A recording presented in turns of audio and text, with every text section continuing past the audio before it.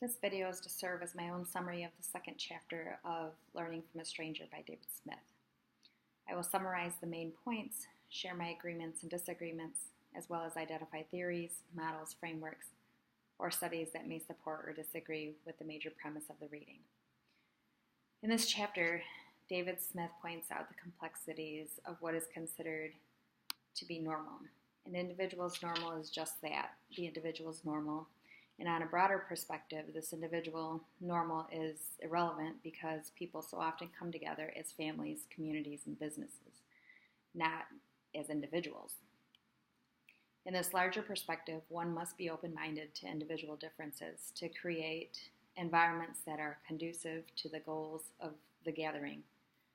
These gatherings can be living differences between neighbors, the differences between public behaviors in restaurants and other service industries, and communication differences. Smith continues on to discuss the differences in individual normalcies in what we hear, see, and how we verbally communicate. When coming together, we often forget to consider individual differences, and we act as if our normal should be the normal for others. And we often fail to consider what would best enhance our interactions with others. We forget how our normal can be abnormal to someone else. This leads to question whose normal is the true normal. To the author's point, normal is complex. What might be normal for one can be completely foreign to others in the exact same space. The author provides several examples on how an individual can come into a new place. From their perspective, what has been established as the norm is abnormal to them. In one example, the author uses a restaurant to show the failure to consider differences amongst its customer base.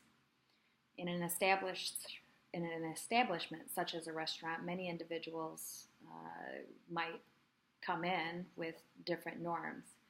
The author points out how someone, especially from another country, might come in and find what the restaurant establishes as normal and what they're serving to be very abnormal. How someone from another country may even find the normal offensive due to different customs and cultural practices. The author uses two experiments to help one understand their own biases when it comes to understanding differences.